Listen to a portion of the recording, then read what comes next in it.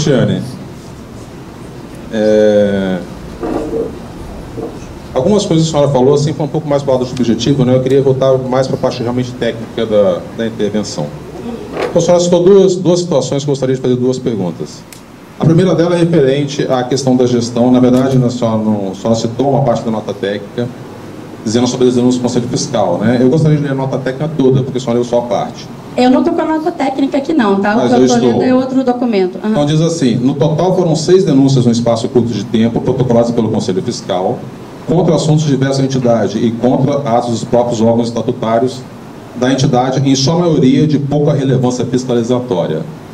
Isso é uma anotação da própria pessoa que fez a nota técnica. Tá? Então diz aqui que as notificações do Conselho Fiscal são de pouca relevância fiscalizatória. E depois ele diz o seguinte: observamos que o objeto principal das denúncias apresentadas versavam sobre situações que poderiam e deveriam ser resolvidas internamente sem interferência do órgão fiscalizador. Então, quer dizer, vocês colocam, a Previc colocou como um dos elementos para a intervenção exatamente a capacidade e incapacidade talvez de gerir os atos do órgão, né? Enquanto aqui no próprio relatório da Previc diz que as denúncias do Conselho são de pouca relevância. Mas a minha pergunta a respeito da intervenção, a senhora fala que começou dizendo que as pessoas argumentam que é extemporânea, né, uma série de coisas. Então eu gostaria de perguntar o seguinte: na CPI dos fundos de pensão, o diretor de fiscalização social, Taniguchi, foi questionado sobre por que não houve intervenção no Postales, né? E ele disse que a troca de diretoria do Postales, naquela época estava saindo o senhor Alexei entrando na sua Conquista, e as mudanças com investimentos evitariam a medida tão drástica adotada, ok? Depois da CPI, o Postales recebeu 54 notificações, sendo 9 deles para o senhor Conquista, e a intervenção não foi feita, né? Então, nessa época, a ADCAP pediu intervenção sim. A questão é, a diretoria atual, que eu saiba, não recebeu nenhuma notificação antes da intervenção, né? E está sofrendo intervenção. Então esse é um ponto. E eu gostaria de perguntar sobre os investimentos que a senhora disse, né? Essa aí é uma pergunta, não é a minha pergunta. Depois da CPI, nós ficamos sabendo que a Previc colocou um administrador especial dentro do Postales. Isso é verdade? Eu não tenho conhecimento disso. Depois da CPI? Sim, depois da CPI. Não tenho conhecimento. Saiba, não tenho conhecimento. Tem um administrador da Previc dentro do Postales 24 horas por dia. Você sabe o nome para eu poder... Não sei o nome. Eu desconheço. Eu não tenho. Minha pergunta é exatamente, esse administrador, ele não viu nada desses... Eu não tenho conhecimento... Desses investimentos irregulares? Eu não tenho conhecimento, e se isso tivesse sido feito, teria que ter tido uma portaria de nomeação. Ok. E eu queria perguntar mais uma coisa. O processo da intervenção passou pelo órgão jurídico do Previc? Pela Procuradoria, acho que é a Procuradoria, né, da Previc? A nota técnica que os auditores fazem, ela é encaminhada para a diretoria colegiada. E a diretoria colegiada aprova ou não. Eu não sei se internamente eles têm algum procedimento de passar pela Procuradoria lotada na Previc, né? O que eu tenho conhecimento pelo documento é de que a nota técnica foi aprovada pela ADCOL. Se passou ou não pela Procuradoria, somente a Previc vai poder responder isso. Bom, peraí, uma intervenção que é decretada como uma coisa legal, a ser feita a intervenção no Postales, não passou pelo órgão jurídico da Previc. Eu não disse isso, eu disse que eu não tenho conhecimento, que a Previc é quem pode esclarecer isso para o senhor. Ok. E a última pergunta minha, e eu prometo que eu não vou perguntar mais, sobre os FDICs. A senhora diz até mesmo que não é crime, né? É uma questão contábil. Não, eu não disse que não é crime. Eu disse que eu não poderia afirmar que é crime, né? Seria leviano da minha parte, sim, porque eu não julgo, né? Não sou eu que estou fazendo auditoria, mas okay, se você pegar os FDICs e for para a lei, eu posso lhe afirmar que eles são irregulares. Okay. Se eles são ilegais, deixa a comissão de inquérito concluir, mas que eles são irregulares e eles contrariam o que diz a lei, contrariam. Não, eu nem vou pegar aqui. Eu tenho parecido, até quando o juiz comenta, né, na ação, ele diz que isso é um pouco subjetivo, né, porque na verdade não é contra a escrituração contábil do FDIC, mas sim o quanto foi precificado. Não, não é só precificação não, tá? O problema dos FDICs, da supervalorização dos investimentos, é uma coisa. A outra questão é o limite, o percentual previsto na resolução CVM 3792, que deixou de ser observado. Deixou de ser observado que o Postales ele é uma entidade fechada, não pode oferir lucros, ele não pode ser sócio, ele não pode desviar a finalidade para o qual foi instituído. E se assim for, ele precisa de prévia expressa autorização do patrocinador e do DESC. E isso em momento algum foi feito. Sim. Na nota técnica da Previc, diz assim, outro ponto também afeta diretamente os riscos de precificação, foi abordado na nota tal da Previc. Concluindo a criação dos FDICs, não poderia ser realizada a visto disposto no inciso artigo tal, esse é o artigo, né? Se não então, poderia, já é legal. Se não me engano, tem 1 bilhão e pouco nas FDICs, certo? Eu não tenho valores, não. O argumento da Previc é que eles estão supervalorizados. Eu gostaria de perguntar à senhora o seguinte, se esses FDICs forem zerados, o que acontece? Olha, se eles estavam contabilizados para zero, né? Eles já estavam contabilizados para zero e você tinha um déficit técnico lá. Quando você pegou e fez uma nova precificação, você diminuiu o déficit técnico. Mas você fez essa diminuição do déficit técnico com papéis que você deu nova precificação e não tem valor no mercado. Então, se hoje eu precisasse cumprir as minhas obrigações previdenciárias à vista, hoje, o plano não teria patrimônio para isso. Com supervalorização ou sem supervalorização. O que acarreta um grau maior de preocupação nessa supervalorização é que eu mascaro o meu déficit e o patrocinador fica lá achando que ele não tem mais nada a colocar lá dentro. Eu mascaro a situação para os participantes que acham que a diretoria que está lá diminuiu o déficit. Isso não é verdade. O déficit não vai ser diminuído dessa maneira. O déficit vai ser diminuído quando se obter, mediante ações judiciais, mediante acordo de leniência, o ressarcimento dos prejuízos que foram causados lá dentro. Não é supervalorizando, fazendo nova precificação, mascarando contabilidade que eu vou resolver o problema do Postales. Ok, então, só uma pergunta que a senhora me respondeu. Zerando os FDICs, nós vamos pagar? Não necessariamente, porque se supervalorizar os FDICs, vocês estão pagando da mesma forma? Não. A contribuição... Se eu reduzir 1 bilhão hoje no Postales, que são os FDICs, mais de 1 bilhão, o saldamento vai ter e nós vamos pagar. Um dos motivos, para eu chegar nessa sua pergunta, um dos motivos da decretação da intervenção é que não se consegue ter a real carteira de investimentos lá dentro. Você não tem a precificação dos ativos, né? Porque como muita coisa foi mascarada, você não tem como ter o real valor dessa carteira de investimentos. Então, ninguém sabe, inclusive, qual é o real valor, qual é a dimensão desse déficit lá dentro. Mas, todo déficit que for identificado, ele, por lei, ele deve ser suportado por contribuições paritárias entre patrocinador e participante. Por lei, é exatamente isso. Agora, eu, Cristiane, vou falar enquanto atuante do direito, que no que pese a lei prevê essa contribuição paritária, a ADCAP, enquanto associação, poderia pegar esse precioso tempo de ação judicial se insurgir contra a intervenção e se insurgir em juízo pela contribuição paritária dos participantes, porque no que pese, né, vocês poderem ter uma composição paritária nos conselhos, o voto de qualidade, o voto de Minerva não é dos participantes. Por que vocês não focam, né, as forças de vocês nessa discussão? Porque vocês não foram vocês que aprovaram esses investimentos fraudulentos que causaram esse déficit. Mas, por lei, todo e qualquer déficit, ele deve ser suportado por avaliação atuarial anual, com contribuições paritárias entre participantes e patrocinadores. A resposta na letra fria da lei é essa.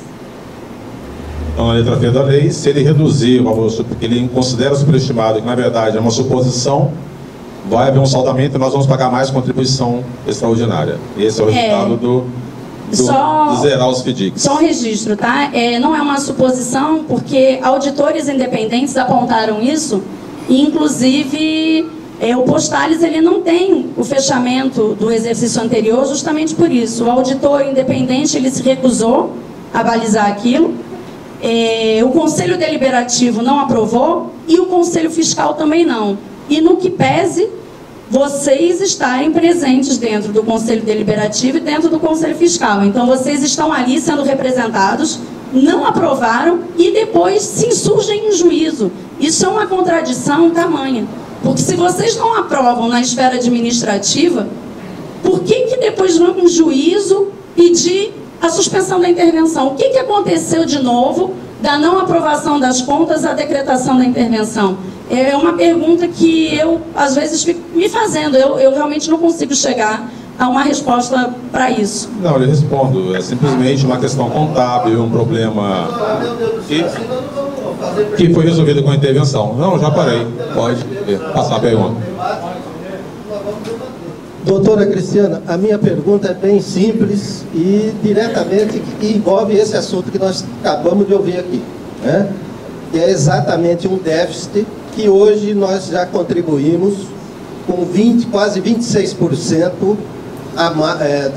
da nossa reserva, do que nós recebemos, para pagar esse rombo dessa turma que nos roubaram, né? A pergunta que e pelo que eu estou vendo, né, isso vai ainda aumentar mais caso não se estanque esse déficit que só aumenta, só aumenta, só aumenta. Pergunto eu, se esse déficit continuar a aumentar, qual é a chance do nosso plano permanecer?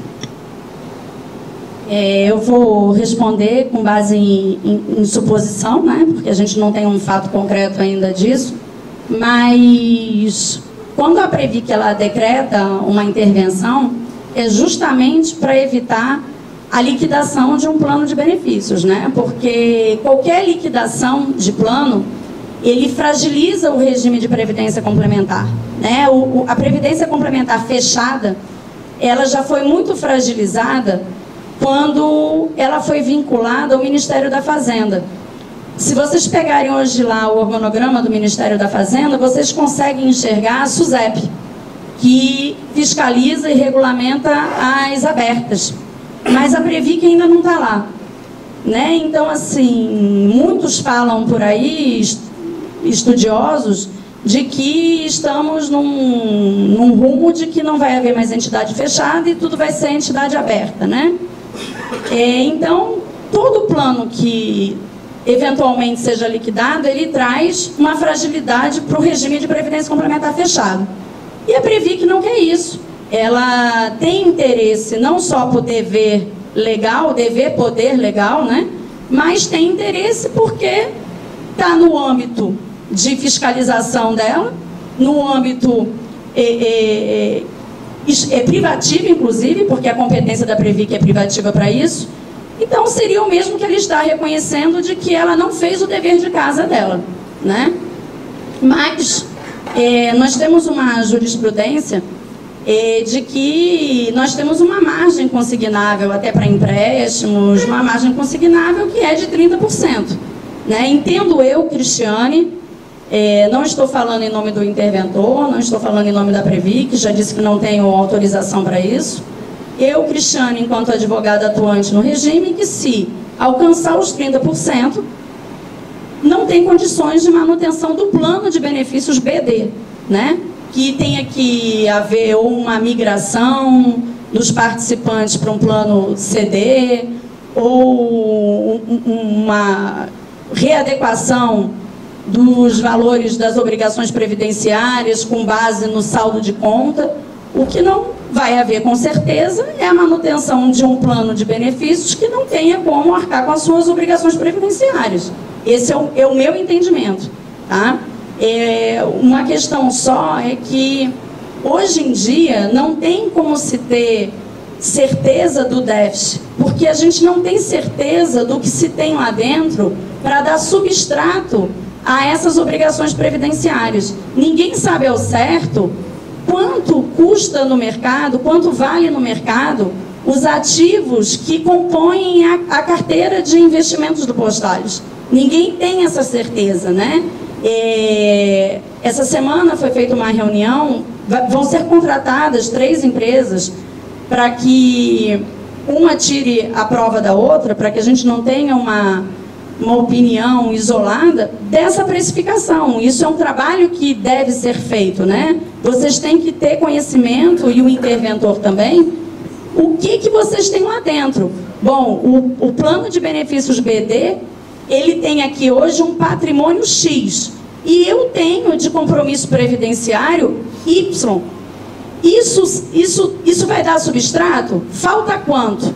Né? Então, hoje em dia não se tem essa resposta. Quem disser que tem essa resposta está novamente passando informações que não condizem com a realidade, porque não se tem essa realidade lá dentro. Ninguém tem como afirmar isso. Nós estamos, então, a 4% da falência. Na realidade é isso. Ficar sem o nosso salário aí, né, da nossa aposentadoria. Na verdade não é falência, né?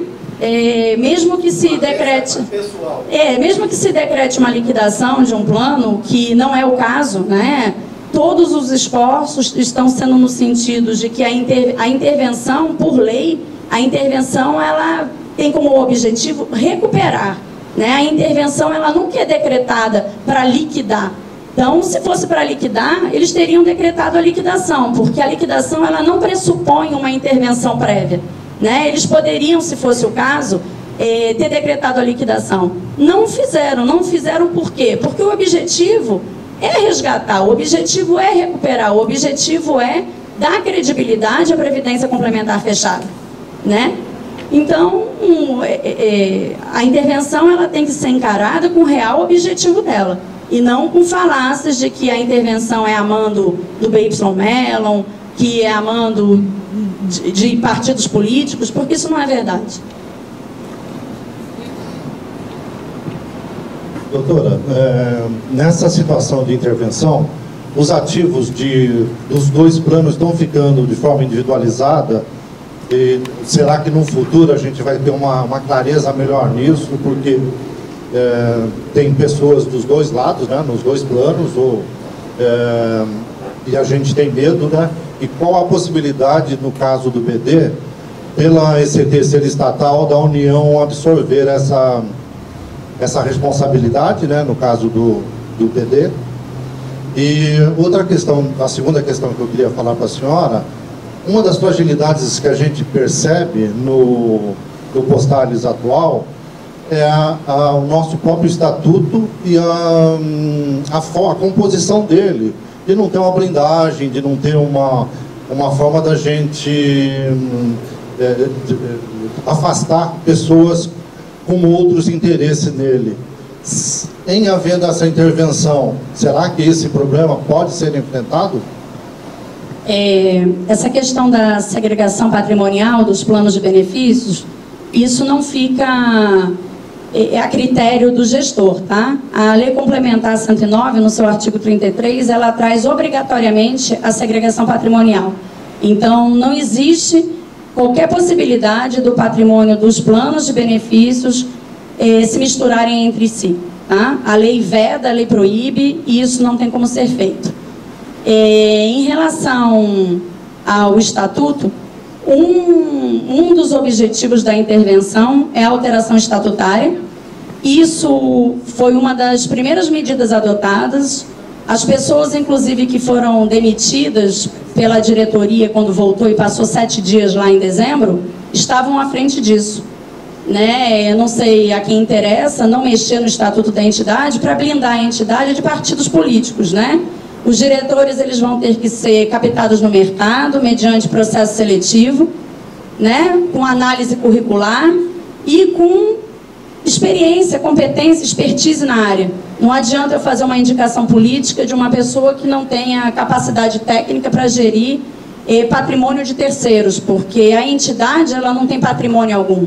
O patrimônio é dos planos de benefícios e o patrimônio é de vocês, né? Então, eles estão lá gerindo patrimônio de terceiros, que são vocês, né? Então, eu posso lhe garantir que isso estava sendo feito e com certeza foi retomado, né?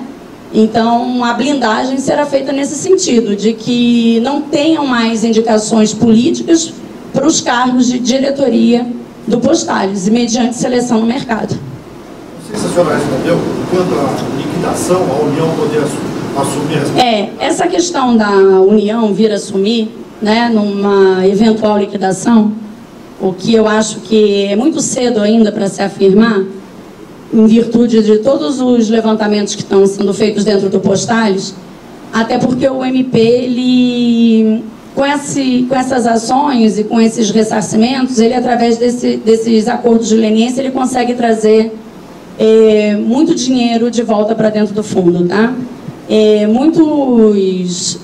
Muitas empresas investidas, para não terem o seu nome na mídia divulgado, eles optam por fazer esses acordos de leniência, devolver o que receberam de forma indevida, de forma irregular, de forma negligente, vamos usar essa palavra, né, para não estar acusando ninguém antes da conclusão da comissão de inquérito.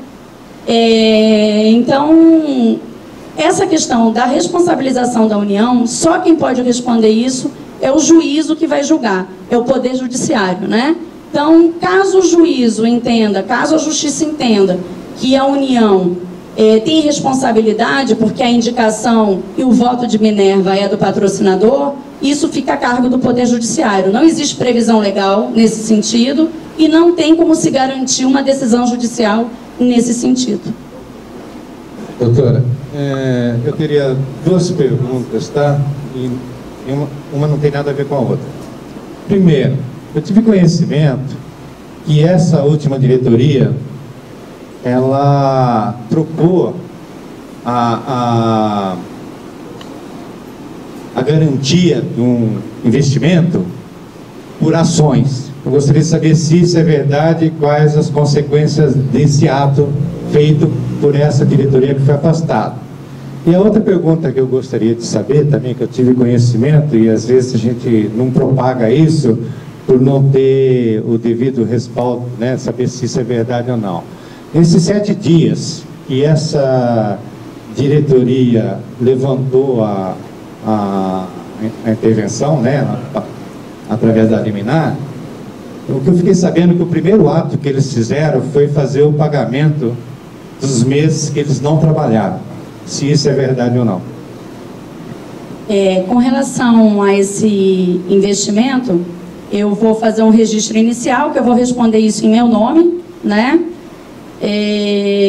Eu estou fazendo uma auditoria dentro do Postales, na esfera dos processos, na esfera judicial, e quando eu busquei as certidões junto ao Poder Judiciário, em nome do Postales, para poder bater com o relatório processual que a área jurídica do Postales havia me passado, eu me deparei com ações que não estavam lá relacionadas. Como eu trabalho com intervenção há muito tempo, aquilo me acendeu uma luz vermelha. Então, eu comecei a minha auditoria pelos processos que não estavam relacionados na planilha do jurídico deles. É verdade, tá? Tem uma ação de execução de um investimento onde o Postales estava executando a garantia real de um investimento mal sucedido. Antes mesmo que os devedores tivessem sido citados, a atual diretoria fez um acordo. Essa procuração, para o escritório que representou o Postales, ela foi assinada tanto pelo diretor-presidente como pelo o diretor representante dos participantes. Eu não me recordo o nome dele, acho que é Luiz Alberto. Eu estou tomando a liberdade para fazer essa afirmação, primeiro porque eu sou advogada e estou falando em meu nome. Segundo, porque o processo é público, qualquer um aqui digitando o nome do Postales no site do Tribunal de Justiça do Rio de Janeiro pode ter acesso a esses documentos. Eles fizeram um acordo, e esse acordo, ele resumidamente previa que o Postales abrisse mão da garantia real e recebesse em dação em pagamento 99,99% de ações de uma SPA, de uma SPE, que é uma entidade de propósito específico, nesse caso de uma incorporadora, que está com uma obra parada no Rio de Janeiro e falida. Então, o Postales abriu mão de uma garantia real por ações de uma SPE falida. E também é verdade, complementando a informação que não foi objeto da sua pergunta, que em virtude desse acordo realizado, o Postales agora está sendo processado por adquirentes dessas unidades, dessa incorporadora, porque ela está falida, para responder pelos prejuízos causados. O Postales já tem uma ação contra ele de um adquirente de uma dessas unidades dessa incorporadora. É verdade, sim. Qual é a outra pergunta? Se ele fez Ah, sim, é verdade. Um dos primeiros atos, se não o primeiro, foi fazer o pagamento desse período que eles ficaram afastados. Isso, inclusive, já foi noticiado, né? Isso saiu já num jornalzinho diário que corre entre as entidades de previdência complementar fechadas. Isso é verdade, sim. E é devido? É devido? Os serviços foram prestados? Eles estavam afastados, né? Eu não sei se é devido pagar remuneração sem contrapartida do serviço. Complementando a questão da ação judicial, teve acordo realizado nesse mesmo sentido após a decretação da intervenção por advogados que não tinham procuração do interventor, feitas após a decretação da intervenção, nesse mesmo sentido, de se abrir mão de garantia real e aceitar em contrapartida a ação de SPEs, tá? Gente, só por uma questão de ordem, a gente já extrapolou os 20 minutos de questionamentos para a doutora Cristiane, e a gente tem uma pessoa ainda para perguntar. Mais alguém tem interesse em fazer uma pergunta para ela nesse momento, para a gente colocar na ordem, ou fechamos com a última pergunta e...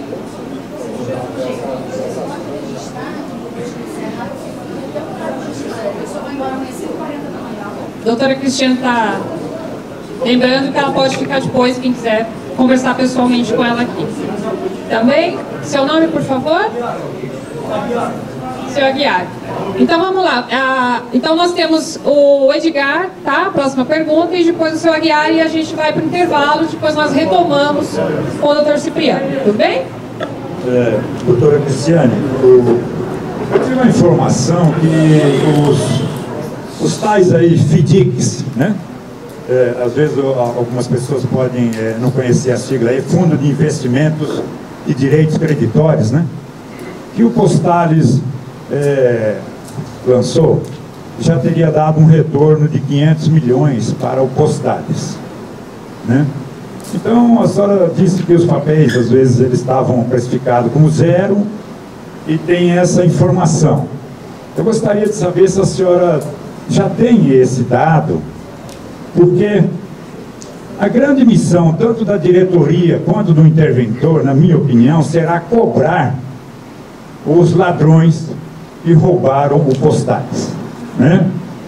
Então, essa é a minha primeira pergunta. A senhora tem essa informação de que nós já teríamos um retorno em torno de 500 milhões para o Postales. E a segunda informação é que a senhora falou que a contabilidade não estava espelhando a realidade, a questão da precificação, dos balanços, etc. Qual seria a opinião da senhora em relação à omissão da Previc no passado? Por que a Previc não adotou providências no passado e agora ela vem rangendo como um leão para cima dessa diretoria atual? Qual teria sido o motivo da Previc? Eu sei que a senhora não fala pela Previc, mas qual seria a opinião da senhora? Por que a Previc não agiu como um leão contra os ladrões no passado que assaltaram o nosso fundo de previdência? E aproveitando, Pagani, você falou que nós estaríamos longe dos 30%, né? Perto. Na minha opinião, não está perto, não. Já passou dos 30%. Porque nós estamos pagando 17,92, mais 9 de aposentado. Aí nós temos os 2,73 de 2015. 2,73. E tem a questão do déficit de 2016, 2017, e vai passar de 30%, né? Só para fazer esse comentário. Pois não, doutora? Em relação a se trouxe já alguma vantagem financeira ou não, eu não vou saber responder, mas isso é algo fácil de vocês, enquanto participantes, vocês têm direito a fazer questionamentos, né, à entidade. A entidade tem prazo previsto em lei para responder para vocês, isso é de fácil informação. Eu não tenho essa informação para passar, até porque, como eu sou advogada, eu fico voltada mais à parte jurídica. Então, se mesmo ilegal trouxe vantagem econômica, eu não vou saber lhe informar. Com relação à motivação da intervenção agora, eu não falo em nome da Previc, eu não trabalho na Previc, não vou saber lhe dizer. O que eu posso lhe dizer é a minha opinião pessoal, tá? Eu, pessoalmente, eu entendo que um dos facilitadores para a decretação da intervenção foi a Previc ter saído de dentro do Ministério da Previdência. Acho que a intervenção chegou já à iminência de ter sido decretada anteriormente, e numa quarta-feira à noite estava decreta, não decreta, decreta, não decreta, recebem ligação de ministro para não decretar por pressão política. Então, o que eu posso dizer para vocês antes não foi decretado não foi por falta de motivo, porque motivo tem de sobra há 10 anos. Na minha opinião, não foi decretada por pressão política. E por que agora foi decretado, né? Primeiro porque nós tivemos uma CPI dos fundos de pensão. Na CPI dos fundos ficou demonstrado o modus operandi, né, utilizado por essas pessoas descompromissadas de como fraudar o patrimônio de vocês. De vocês, quando eu falo, é porque isso se deu em outros planos de benefícios também, né, em outras entidades.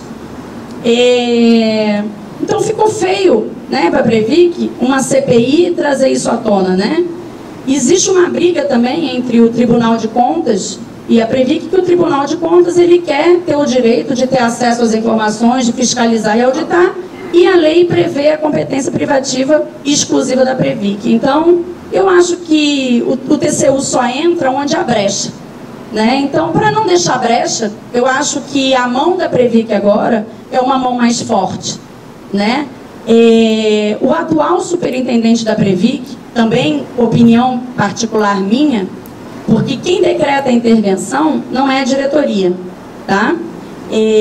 A diretoria não mudou, mas o superintendente mudou. O superintendente é uma pessoa nova, ele, como todo técnico novo, que já viu o que fizeram com esse país, ele deve ter a gana de fazer algo diferente.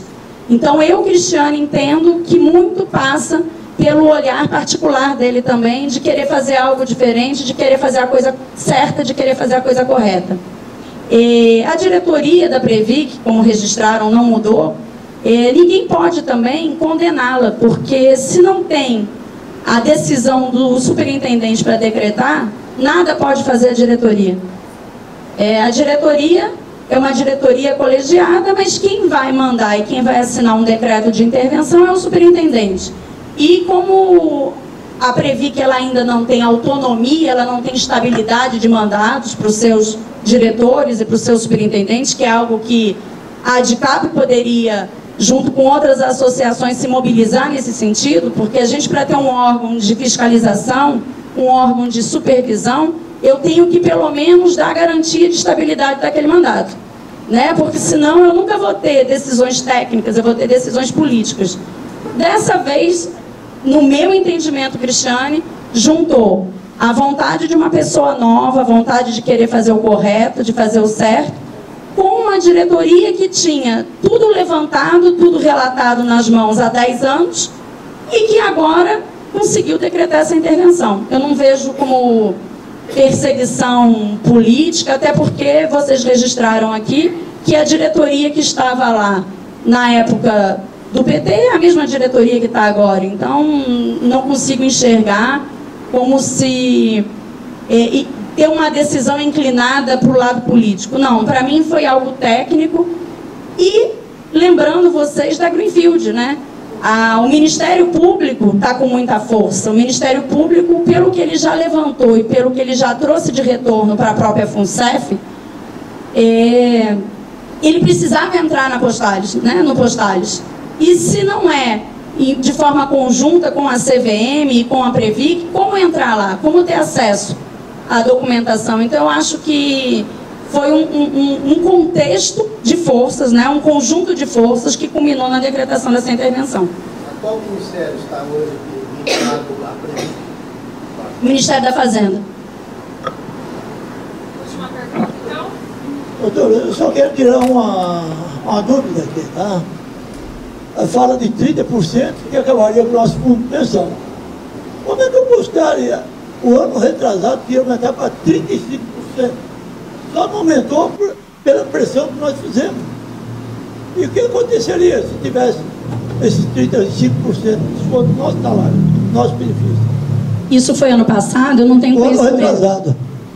Então, foi durante uma administração regular, não foi durante uma administração especial, né?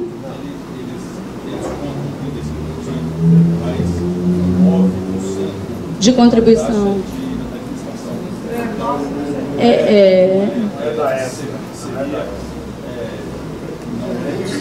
Não é extraordinária, né?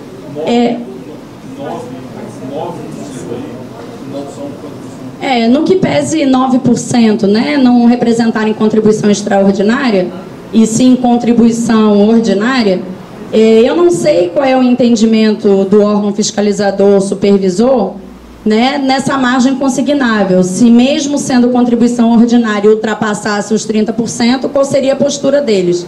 Isso eu acho que seria interessante que fosse perguntada à própria Previc, mas eu, enquanto técnica do direito, eu acho que atingido os 35%, a Previc não teria decretado hoje a intervenção e sim a liquidação.